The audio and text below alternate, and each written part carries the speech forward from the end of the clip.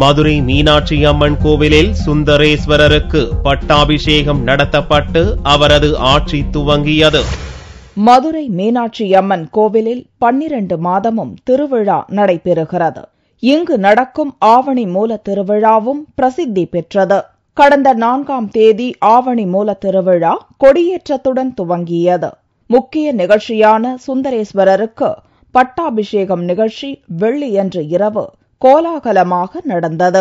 முன்னதாக சுவாமி சந்நிதியில் 6 கால் பீடத்தில் அமைக்கப்பட்ட அலங்கார மேடையில் மீனாட்சி அம்மன், சுவாமி சுந்தரேஸ்வரர் பிரியாவிடையுடன் சிறப்பு அலங்காரத்தில் எழுந்தருளினர்.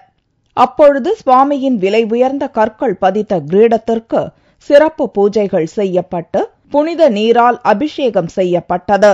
தொடர்ந்து மலர்களால் அர்ச்சனை செய்து சந்தனம் குங்குமமிட்டு சுவாமிக்கு கிரீடம் அணிவிக்கப்பட்டது.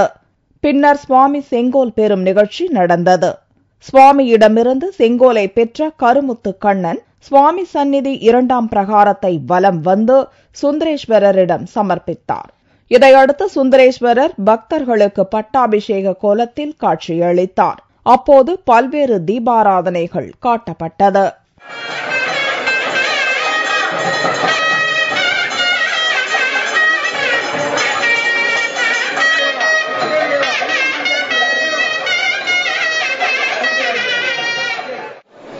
ஆவணி திருவிழா என்பது அருள்மிகு சுந்தரேச பெருமானை முக்கியப்படுத்தி நிகழ்கின்ற திருவிழா நிகழ்ச்சிகளாகும். எம்பெருமான் பல்வேறு லீலை நிகழ்ச்சிகளை பக்தர்களுக்கு தரிசனம் கொடுத்து இன்றைக்கு சுவாமியிடமிருந்து சுந்தரேச பெருமானிடம் மதுரையினுடைய ஆட்சி வருவதாக தத்துவம். அதற்கான நிகழ்ச்சி இப்போ நடைபெற்று கொண்டிருக்கிறது.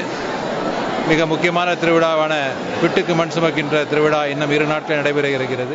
வெள்ளிக்கிழமை முதல் மதுரையில் சுவாமி சுந்தரேஸ்வரர் ஆட்சி செய்ய துவங்கியதாக ஐதீகம். இவரது ஆட்சி சித்திரை மாதம் வரை நடைபெறும். சித்திரை மாதத்திலிருந்து மீனாட்சிக்கு பட்டாபிஷேகம் நடத்தப்பட்டு அன்று முதல் ஆவணி மாதம் வரை மீனாட்சி ஆட்சி நடைபெறும்.